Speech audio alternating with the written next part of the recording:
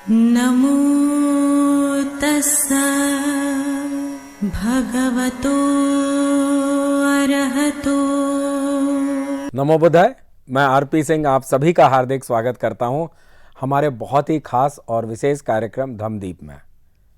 दर्शकों, धम्मदीप में आज सम्राट अशोक का बुद्ध धर्म में योगदान पर हम विस्तार से चर्चा करेंगे और इसके बारे में बहुत ही विस्तार से जानकारी देने के लिए हमारे मध्य उपस्थित हैं भंते डॉक्टर चंद्रकीर्ति जी। आपने बुद्ध दर्शन में उच्च शिक्षा प्राप्त की है तथा आप देश विदेश में अनेकों सम्मानों से अलंकृत होने के साथ साथ अनेकों मंचों पर बुद्धिज्म पर अपने विचार रख चुके हैं। तो हम बहुत बहुत हार्दिक स्वागत करते हैं भंते डॉक्टर चंद्रकीर्ति जी का। नमो बुद्धाय भंते जी, आपका बहुत बहुत स्वागत है। नमो तस्सा भगवतो अरहतो सम्मा संबुद्धस्सा। नमो तस्सा भगवतो अरहतो सम्मा संबुद्धस्सा। नमो तस्सा भगवतो अरहतो सम्मा संबुद्धस्सा।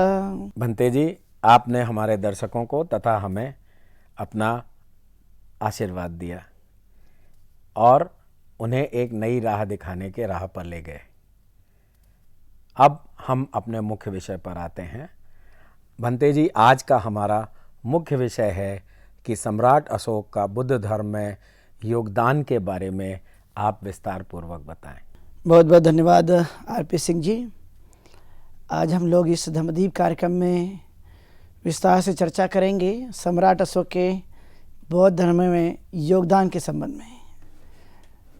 तथागत गौतम बुद्ध के इस धम्म को सम्राट अशोक ने बहुत ही गतिमान किया और सम्राट अशोक, जैसे कि आप जानते कि कलिंग युद्ध में उन्होंने बहुत सारे लोगों को, स्वाभाविक है कि युद्ध में तो मारा ही जाता है, मारना ही होता है, तो उन्होंने भी अपनी सेनाओं के माध्यम से कई लोगों की जानें उस कलिंग युद्ध में गई थी।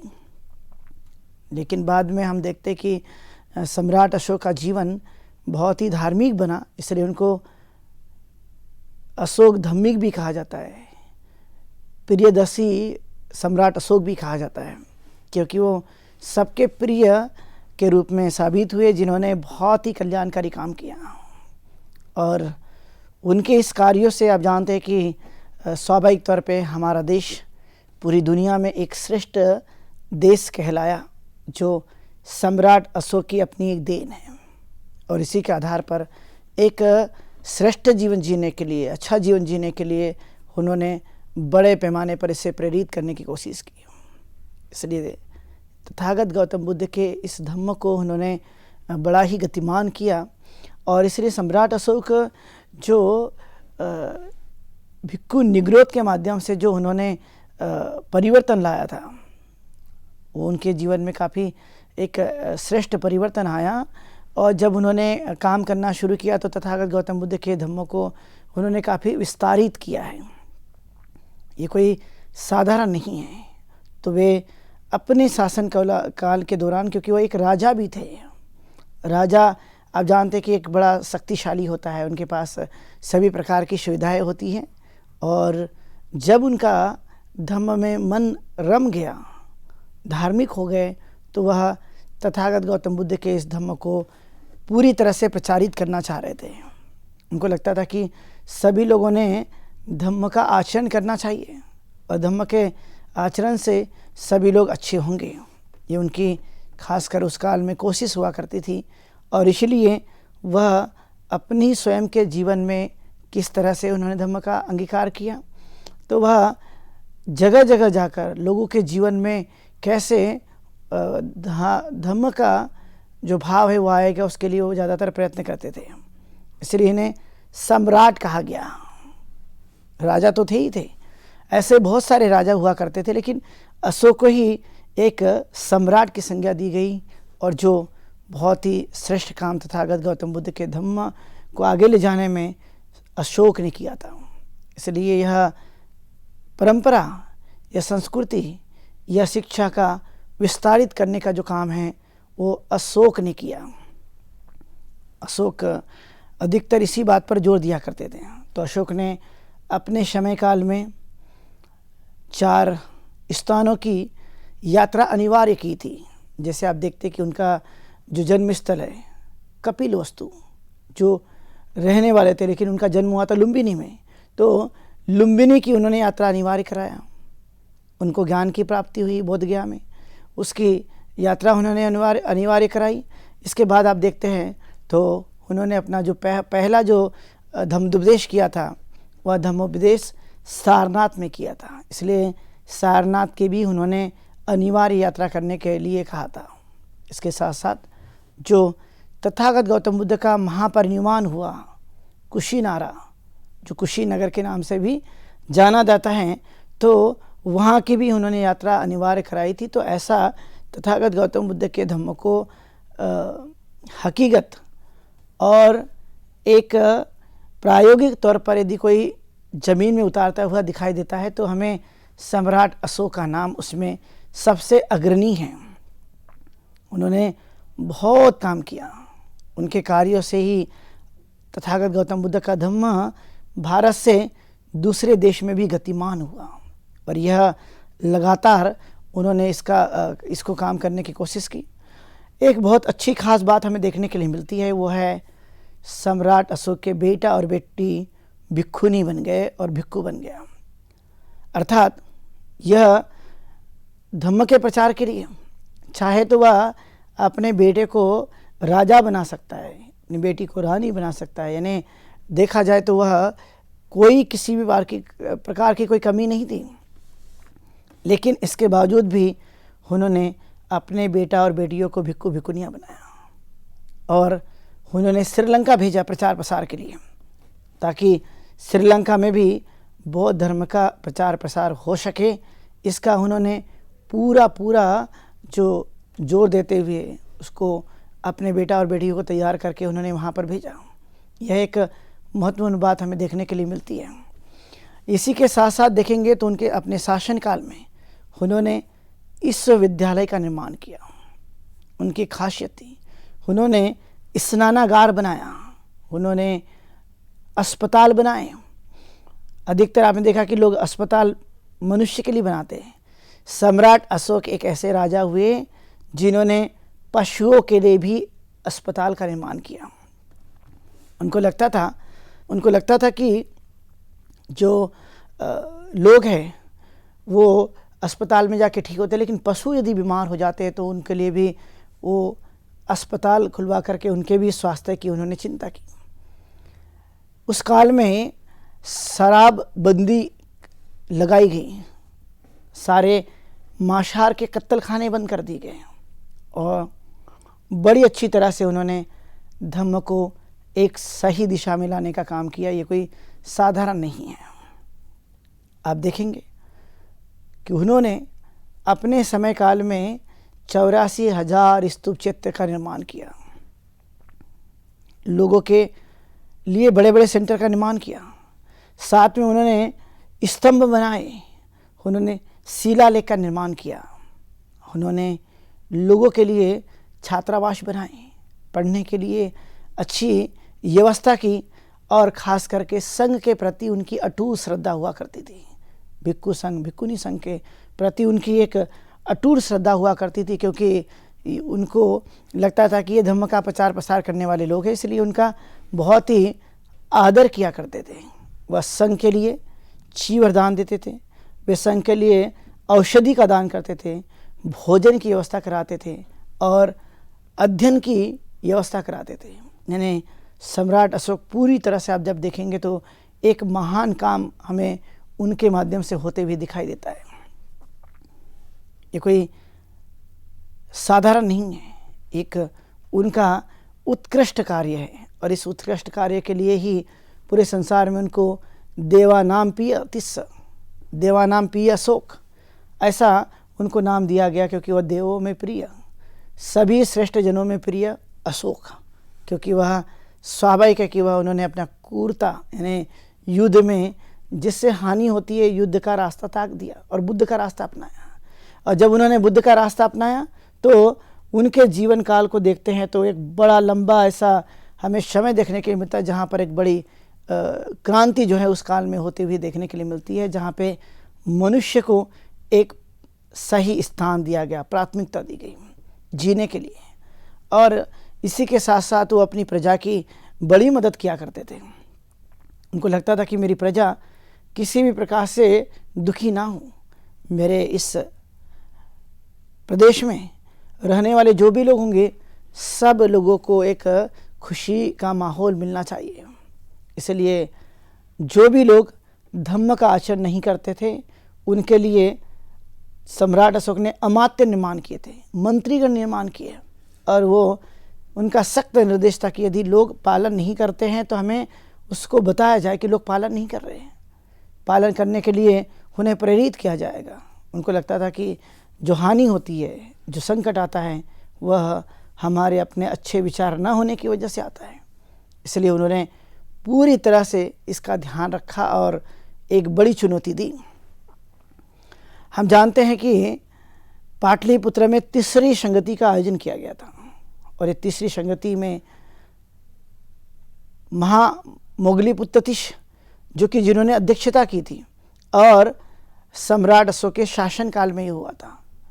वहाँ पर धम्म के प्यूरिफिकेशन के लिए, संघ के प्यूरिफिकेशन के लिए, संघ अच्छा हो इसके लिए उन्होंने एक बेहतर काम किया था। इसलिए मोगलीपुत्रतिश ने देखा कि समाज में जो भिक्खु विचरण करते हैं, जो भिक्खु का जीवन जीते, वो सही आचरण करते भी है या नहीं है, उसकी वह देखरेख पूरी तरह से निरीक्षण परीक्षण करते थे। यदि पाया गया कि वह सही नहीं कर रहे तो उनको फिर से मार्गदर्शन किया जाता था।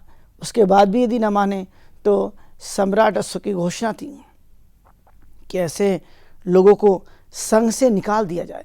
जो संघ के लिए प्रमाणिक तौर पर काम नहीं करते उनको संघ से निकाल देना चाहिए, क्योंकि वह संघ के लिए बोझ है, ऐसा महसूस होता था। इसलिए उन्होंने पूरी तरह से इस बात पर जोर देते हुए समझाने की कोशिश की कि संघ एक प्रमाणिक होना चाहिए, परिशुद्ध होना चाहिए, उसने धम्म आचरण करना चाहिए। यदि धम्म आचरण करता है तो वह परिशुद्ध भी होगा, और उसके बहुत सारे जो कार्य हैं वो आसानी के साथ होने की संभावना देखी जाती है।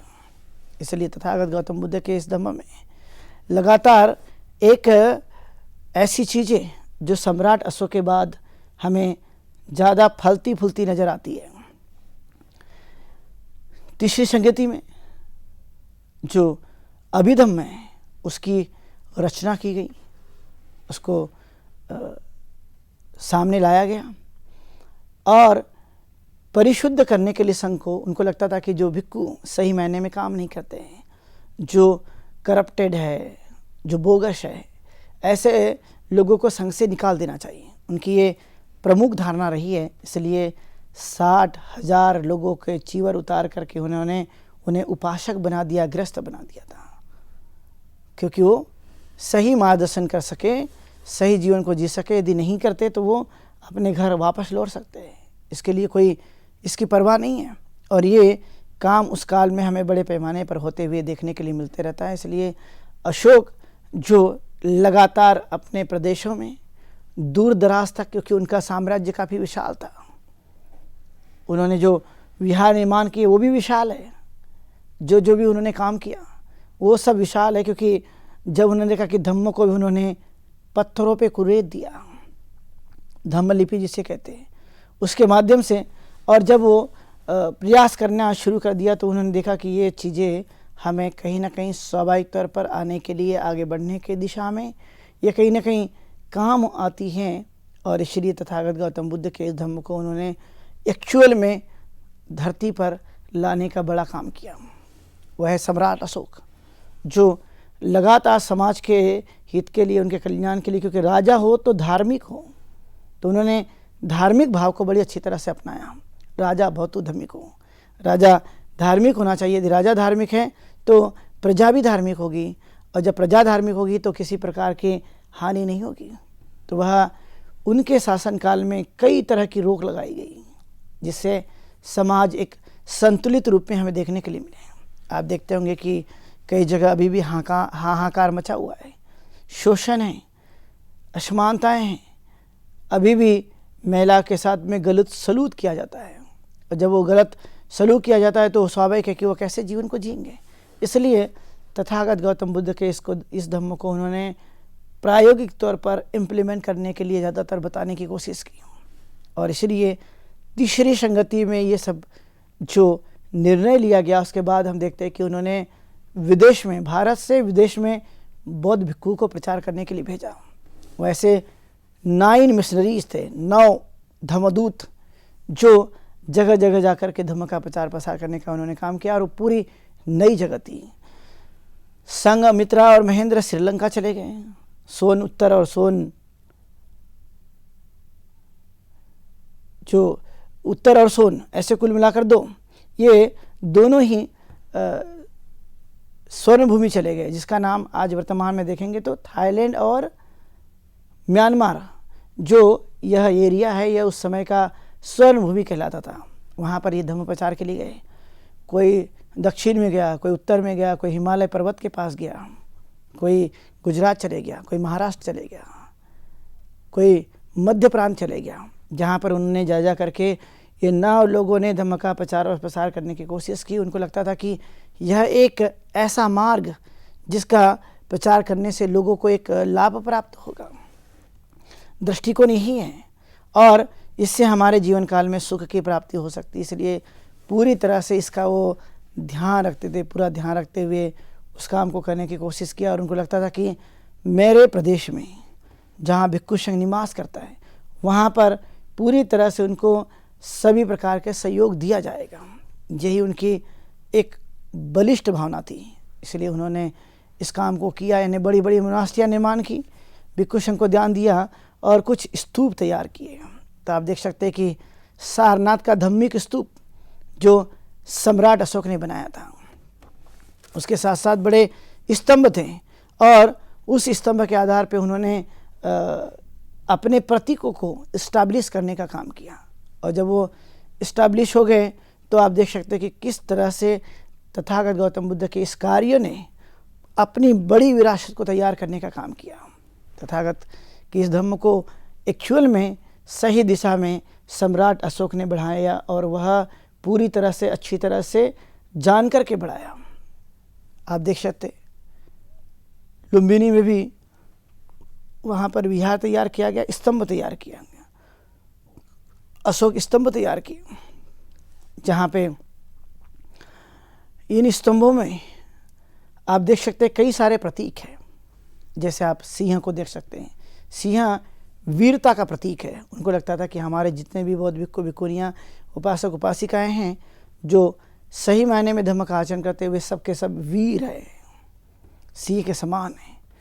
उन्हें सिंबाल बनाया हाथी, चूँकि आप जानते हैं कि वो बड़ा पीसफुल होता है, शरीर तो बड़ा है लेकिन स्वभाव उसका बड़ा शांत है, और उनको लगता था कि ये मेरा जो समाज है यह भी एक बड़ा विशाल है। यहाँ पर निश्चित तौर पर उन सब चीज़ों को एक प्रतीक के रूप में लाना चाहिए।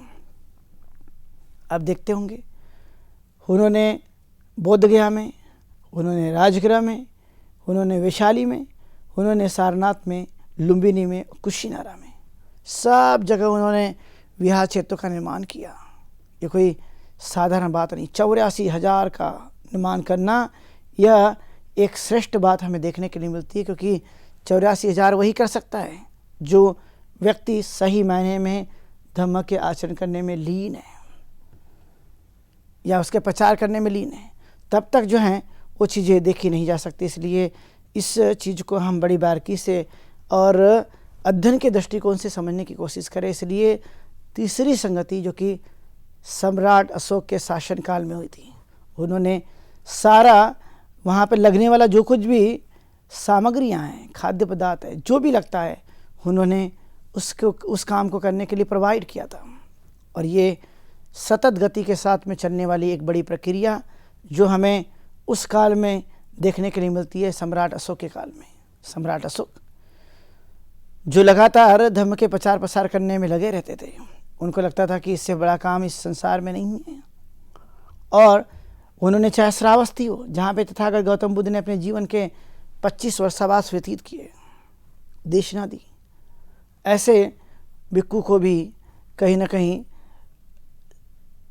चीज़ें मिलनी चाहिए, या ऐसे संघ के लिए उन्होंने विहार का निर्माण किया, श्रावस्ती में बड़ा विहार। और भी ऐसी ढेर सारी जगह है जहाँ पर सम्राट अशोक ने काफ़ी कुछ काम करने की कोशिश की, चाहे उत्तर हो, दक्षिण हो, पूर्व हो, पश्चिम हो। आपको सभी जगह उनके द्वारा किए गए कार्यों को आप देख सकते हैं, और ये देखना यह आवश्यक है कि कितना कार्य उनके द्वारा संभव हो सका। वैसे ही उन्होंने 14 शिलालेख बनाए, और 14 शिलालेख जो कि तथागत गौतम बुद्ध के उस शीलों को, पहिया को, समाधि को और उनकी शिक्षाओं को वहाँ पर उन्होंने कुरेद दिया पत्थरों पे, जो हमें अभी भी बहुत सारी जगह जो है वो देखने के लिए मिलती रहती है। यह सम्राट अशोक का जो कि एक बड़ा काम था। आप देखते हैं कि उन्होंने सड़कों के किनारे पेड़ लगवाए, कुएं खुदवाए पानी पीने के लिए, पानी का इस्तेमाल करने के लिए, हरा भरा सब कुछ वातावरण बन सके उसके लिए उन्होंने सुंदर सुंदर पेड़ लगवाए, शिक्षा का प्रबंध किया, भिक्षुओं के लिए उन्होंने औषधि दी, दान दिया, ताकि वह अपने जीवन में आगे बढ़ कर के वो धम्म का प्रचार और प्रसार कर सके। इसलिए संघ के प्रति सम्राट अशोक की जो श्रद्धा भावना है वो काफ़ी बड़ी थी, साधारण नहीं थी, बहुत बड़ी, विशाल, जिसका कहीं तोड़ अभी भी देखने के लिए नहीं मिलता है। ऐसे भारत में आप देखेंगे तो कई जगह उन्होंने ये सब स्तूप चैत्य का निर्माण किया, विहार का निर्माण किया। चाहे वह कोई जगह भी क्यों ना हो, लेकिन उनको लगता था कि यहाँ पर बनाना चाहिए। साथी का स्तूप देख सकते हैं, जहाँ पर उनकी पत्नी विदिशा वहाँ की वो रहने वाली थी, उसी के नाम पर विदिशा शहर का भी नाम है। वहीं पर उसी जगह आप देखेंगे तो एक सांची का भव्य स्तूप और मोनास्ट्री निर्माण की, जो साक्षात देखने के लिए मिलती है। ऐसे उसके पास में सतधारा है, वहाँ पे भी उन्होंने निर्माण किया। भरूच का स्तूप निर्माण किया उन्होंने। कच्छ में, गुजरात में भी काफ़ी कुछ उन्होंने स्तूप चैत्य विहार का निर्माण किया। अब जूनागढ़ में देख सकते हैं, वहाँ पर शिलालेख भी है और बड़ी बड़ी मोनास्ट्री प्राचीन काल में जो कि पहाड़ों पर पत्थरों में कुरेद कर बनाई गई थी। यह सम्राट अशोक का एक बड़ा जो काम है वो हमें देखने के लिए मिलता है। और उनके ही शासनकाल में इस तरह के कार्य संभव हो सके, क्योंकि वो खुद धार्मिक थे। उनकी धारणा थी कि यदि मैं धार्मिक रहता हूँ तो प्रजा भी धार्मिक होगी, यदि मैं अधार्मिक होता हूँ तो प्रजा भी अधार्मिक होती है, मैं अनैतिक होता हूँ तो प्रजा भी अनैतिक होती है। इसलिए वो नैतिकता पर विशेष बल दिया करते थे, और कोई पालन न करे तो उसको सजा भी दी जाती थी। उनके प्रदेश में कोई भूखा है, किसी पर अन्याय अत्याचार हुआ, किसी की कोई समस्याएं हैं, तो उन सभी समस्या का समाधान करने के लिए वो लगे रहते थे। उनको लगता था कि हमने उनके अलग अलग तरह की समस्या को दूर करने के लिए हमने उनकी मदद करनी चाहिए। इसलिए सम्राट अशोक ने ये सबसे बड़ा काम किया, संघ को मदद की। क्योंकि जब भिक्षु संघ की मदद करते हैं तो स्वाभाविक है कि वह उनका अपना एक विकास होता है, स्वयं का भी और दूसरों का भी। और इस तरह से जितना इसका प्रचार प्रसार करने के लिए जोर दिया जाएगा उतना ही एक बेहतर मार्ग है, और इसलिए सम्राट अशोक ने इस पर बड़ा बल दिया। उनको लगता था कि भिक्षु संघ जो कि तथागत गौतम बुद्ध के बताए हुए मार्ग को मानता है, उसके अनुसार जीवन को जीता है, और जीवन को जीने की वजह से उसकी अपनी एक समझ होती है, और वो समझदारों को, अच्छे कार्य करने वाले लोगों के प्रति हमारा इस तरह का भाव बनाए रखना, उनके लिए काम करना, उनके दुखों को समाप्त करना हमारी प्राथमिकता होनी चाहिए। क्योंकि तथागत गौतम बुद्ध का धर्म ही है, चरत भिक्खवे चारिकं बहुजन हिताय बहुजन सुखाय लोकानुकंपाय अद्धाय हिताय देव मनुष्यानंग आदि कल्याणंग मज्ज कल्याणंग पर्योशानंग कल्याणंग। हे भिक्खु, तुम्हें चलते रहना है किसके लिए? लोगों के कल्याण के लिए, उनके सुख के लिए, उनकी शांति के लिए, उनके जीवन में विकास के लिए। ये प्रक्रिया स्वाभाविक तौर पे तथागत गौतम बुद्ध की जिम्मेदारी जो कि भिक्षु संघ को दी गई थी, लेकिन उस समय के राजाओं ने भी बड़े पैमाने पर उनकी मदद की, और वो इसलिए की जिससे मानव का कल्याण हो सके। इसलिए तथागत का यह धम्म स्वाभाविक तौर पे आप देखेंगे कि सम्राट अशोक ने इसके लिए बड़े पैमाने पर प्रचार और प्रसार किया। इसलिए सम्राट अशोक का जो बौद्ध धर्म के विकास में एक हमें योगदान दिखाई देता है, जिसको मैंने आप लोगों को बताया कि किस किस तरह से उनका अपना एक योगदान है, और उसको मैंने आप लोगों को बता करके यह आपको उम्मीद है कि निश्चित तौर पे आप भी इस तरह से जानेंगे या समझेंगे। आप लोगों ने आज की इस देशना को सुना। सबके प्रति ढेर सारी मंगल कामनाएं। आप सुखी हो, दीर्घायु हो, स्वस्थ रहें, ऐसी मंगल कामना करते हुए भवतु शुभ मंगलम। भंते जी, बहुत बहुत धन्यवाद। आपने आज के विषय में हमें बहुत ही महत्वपूर्ण कुछ ऐसी जानकारियां दी जो कि जगह जगह किताबों में भी जनरली आपस में या जिसको कहो सामान्यतः नहीं मिलेंगे। इसके लिए आपका बहुत बहुत साधुवाद। इसके लिए भी साधुवाद कि आप समय निकालकर हमारे स्टूडियो में आए और हमारे दर्शकों को और हमें अनुग्रहित किया। तो साथियों, आज के इस विशेष प्रोग्राम में बस इतना ही। अब समय हो चुका है आज के प्रोग्राम के विश्राम होने का, लेकिन उसके पहले आपको बताते चलें कि आपके मन में भी जो प्रश्न हो, जो जिज्ञासाएं हो, वह इस प्रोग्राम में आप हिस्सा बन पूछ सकते हैं। प्रश्न पूछने के लिए हमारा व्हाट्सएप नंबर 9639010109 पर आप प्रश्न पूछ सकते हैं, या हमारी ईमेल आईडी subhartibuddha@gmail.com पर आप भेज सकते हैं। तो मुझे उम्मीद है कि आप अपनी जिज्ञासाओं को दबाएंगे नहीं और हमारे इस विशेष प्रोग्राम का हिस्सा बन अपनी जिज्ञासा को शांत करेंगे। तब तक मैं आरपी सिंह भंते डॉक्टर चंद्रकीर्ति जी के साथ लेता हूं विदा। कल इसी समय आपके समक्ष फिर उपस्थित होंगे। नमो बुद्धाय। नमो तस्सा भगवतो अरहतो